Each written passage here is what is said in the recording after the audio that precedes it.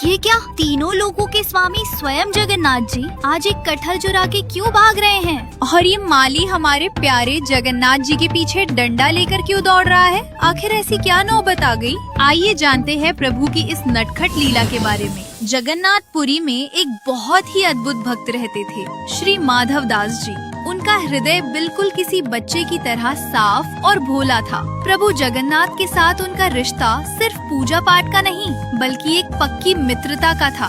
ये अपनापन इतना गहरा था कि अक्सर भगवान खुद छोटा बच्चा बनकर उनके पास आ जाते और दोनों सखाओं की तरह घंटों खेला करते थे। इसी प्यार के हक से माधव दास जी प्रभु को डांट भी देते और प्रभु भी हंसते हंसते उनकी हर बात मान लेते थे। एक बार प्रभु जगन्नाथ अपने सिंहासन पर बैठे थे, लेकिन चेहरे पर उदासी छाई हुई थी। जब माधव दास जी दर्शन करने आए तो उनसे रहा नहीं गया। उन्होंने पूछा, जय जगन्नाथ प्रभु, आज चेहरा इतना क्यों उतरा हुआ है? क्या कोई संकट है? जगन्नाथ जी ने मुंह बनाकर कहा, माधव, यहाँ हमारा मन नहीं लग रहा। माधव दास जी हैरान रह गए। जी नहीं लग रहा? प्रभु, यहाँ तो राजसी ठाट बाट है, 56 भोग मिलते हैं, फिर क्या कमी है? प्रभु बोले, अरे सब कुछ है, पर वो आनंद नहीं आ रहा। हमें अपनी वृंदावन वाली शरारतें याद आ रही हैं। यहाँ तो बस सीधे बनकर बैठे रहो। माधव दास जी ने पूछा, तो आप क्या करना चाहते हैं? प्रभु धीरे से फुसफुसाए, चोरी, हमें चोरी करनी है। बड़ा मन मचल रहा है कुछ चुरा कर खाने का।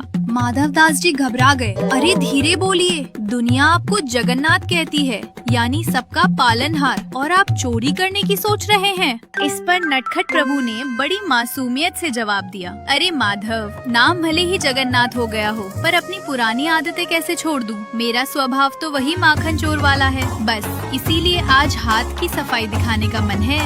माधव दास जी ने हंसकर कहा, तो फिर जाइए ना प्रभु, किसने रोका है, कराइए चोरी। ठाकुर जी बोले, अरे वो तो ठीक है, पर अकेले चोरी करने में वो आनंद नहीं आता। साथ में एक दो जोड़ीदार हों तो असली सुख मिलता है। माधव दास जी बोले, तो बगल में आपके भाई बलभद्र जी और बहन सुभद्रा जी हैं, उनको साथ ले लीजिए। ये सुनते ही नन्हे जगन्नाथ जी ने कान पकड़ लिए। बोले, रहने दो, अगर उन्हें ले जाना है तो फिर हम ऐसे ही ठीक हैं, नहीं करनी चोरी। माधव दास जी ने पूछा, अरे ऐसा क्यों? तब जगन्नाथ जी बोले, अगर उनको लेकर जाऊंगा तो एक तो मैं खुद को संभाल नहीं पाता, उन्हें कैसे संभालूंगा? और बलराम भैया का क्रोध तो तुम जानते ही हो, अगर चोरी में पकड़े गए तो मेरी खैर नहीं।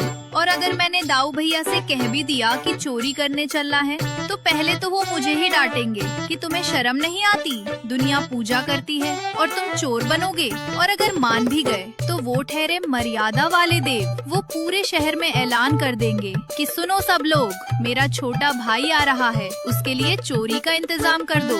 अब बताओ माधव, जब सब लोग खुद ही सामान दे देंगे तो चोरी का मजा क्या खाक आएगा? भैया के डर से तो कोई मुझे डांटेगा भी नहीं, इसलिए तुम ही सबसे सही हो, तुम ही मेरे साथी बनोगे। माधव दास जी ने हाथ जोड़ लिए, प्रभु, मैं ठहरा बूढ़ा आदमी, शमशान जाने के दिन नजदीक है, हाथ पैर कांपते हैं, मुझसे ये सब नहीं होगा। ठाकुर जी ने कहा, अरे तुम चिंता मत करो, मैं हूँ ना, बस मेरा साथ दो। माधव दास जी ने पूछा, अच्छा ठीक है, पर नियम क्या है? मुझे चोरी का कोई अनुभव नहीं है। जगन्नाथ जी ने अपनी तरकीब समझाई, देखो, दो बातें याद रखना। पहली, तेजी रखनी है, लेकिन आवाज बिल्कुल नहीं होनी चाहिए, कोई खटपट नहीं। और दूसरी, अपनी आँख और कान खुले रखना, पलक भी मत झपकाना, ताकि कोई देख ना ले, बाकी मैं संभाल लूंगा। माधव दास जी ने पूछा, जाना कहाँ है? किसी गोपी के घर? प्रभु बोले, नहीं नहीं, राजा के बगीचे में बड़े रसीले कटहल लगे हैं, वो राजा हमें भोग में खिलाता नहीं, इसलिए आज वहीं हाथ साफ करेंगे। माधव दास जी ने कहा, प्रभु, चोरी क्यों करवी? राजा को संदेश भिजवा देते हैं, वो कल ही ढेर सारे कटहल भेज देगा। प्रभु ने मुंह बनाया, माधव, तुम नहीं समझोगे, मांतर खाने में वो स्वाद कहाँ जो चुरा कर खाने में है। चोरी का फल मीठा होता है, तुम रात को तैयार रहना। माधव दास जी ने कहा,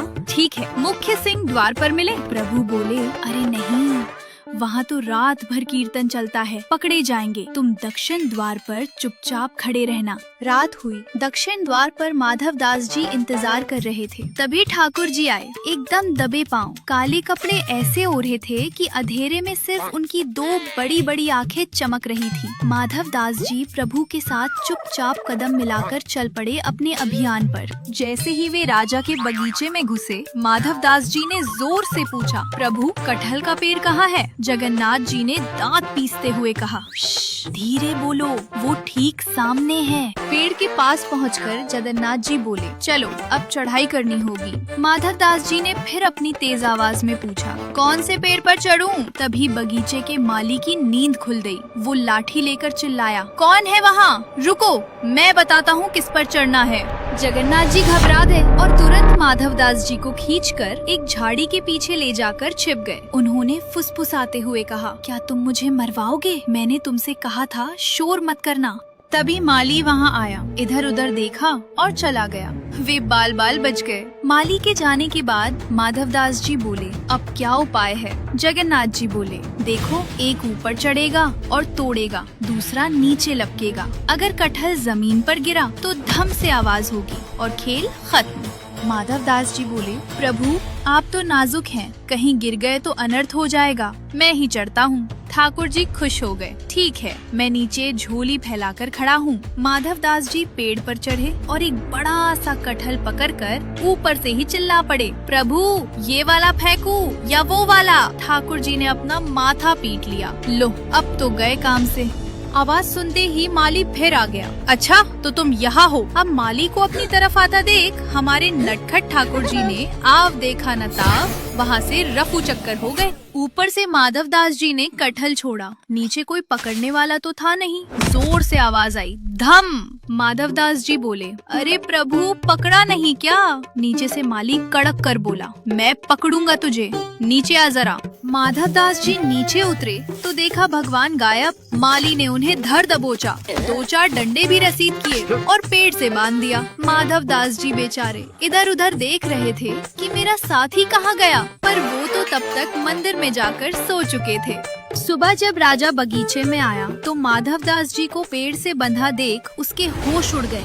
वो दौड़कर चरणों में गिर पड़ा। अरे गुरुदेव, ये क्या अनर्थ हो गया? आप और चोरी? माली ने सफाई दी, महाराज ये रात को कटहल चुरा रहे थे। राजा की आंखों में आंसू आ गए। भगवान, आपको इच्छा थी तो हुक्म देते, मैं कटहल भिजवा देता, चोरी करने की क्या जरूरत थी? तब माधव दास जी ने मुस्कुराते हुए कहा, राजन मुझे देखकर लगता है कि मैं कटहल चुराऊंगा। अरे पुरी में सबसे बड़ा चटोरा कौन है? वही तुम्हारा सावरा। उसकी इच्छा थी चोरी करने की, मुझे पेड़ पर चढ़ाया और खुद भाग गया।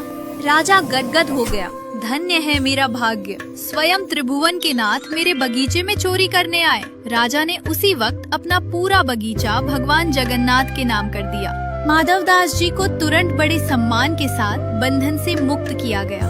रात भर पेड़ से बंधे रहने और माली के 2-4 डंडों की प्रसादी पाने से उनका बूढ़ा शरीर टूट रहा था, लेकिन मन ही मन वो अपने नटखट सखा की इस लीला पर मुस्कुरा रहे थे कि वाह रे ठाकुर, मुझे फंसाकर खुद कैसे रफू चक्कर हो गए। राजा से विदा लेकर अपनी रात भर की थकान मिटाने और नित्य स्नान के लिए माधव दास जी पुरी के समुद्र तट की ओर चल पड़े। स्नान के बाद समुद्र किनारे जब दोनों मिले तो माधव दास जी ने हंसते हुए पूछा, कहो सरकार, तुम्हारी चोरी करने की इच्छा पूरी हो गई? हाथ तो एक कटहल भी नहीं लगा। जगन्नाथ जी ने मायूस होकर पूछा, अब क्या करे माधव? माधव दास जी ने प्रेम से कहा, अरे चिंता क्यों करते हो, तुम तो भाग गए, लेकिन हमें देखो, पूरी रात बंद कर रहे, मार खाई, पर बदले में वो पूरा बगीचा तुम्हारे नाम करवा के आ रहे हैं। अब जाओ और जी भरकर कटहल खाओ। इस पर ठाकुर जी ने भोला सा मुंह बनाकर कहा, पर माधव, ऐसे मांगकर खाने में वो सुख थोड़ी ना मिलेगा। मेरी चोरी करने की इच्छा तो अधूरी ही रह गई। ये सुनते ही माधव दास जी ने घबराकर हाथ जोड़ लिए। अब क्या, फिर से चोरी? नहीं नहीं प्रभु, मुझे क्षमा करना। अब जब तुम्हारा मन करे तुम खुद देख लेना, बस मुझसे फिर से साथी बनने के लिए मत कहना।